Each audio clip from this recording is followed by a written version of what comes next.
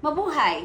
Mahirap bang pagsabayin ang pag-aaral at pagtatrabaho bilang isang international student dito sa Australia? Let's hear it straight from our international student dito sa Melbourne, Victoria. Hello po, ako po si JM. Southern Cross Education Institute, Melbourne Campus po. And anong course yung tinetake mo? Before, I've studied and I've already finished my certificate in individual support. And I'll be studying my diploma of nursing this February. Right.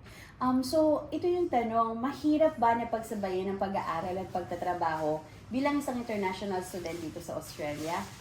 Based on my personal experience po, in my certificate 3, hindi po masyadong nahirapan na pagsabayin yung education and working because education po is 2 to 3 days lang po.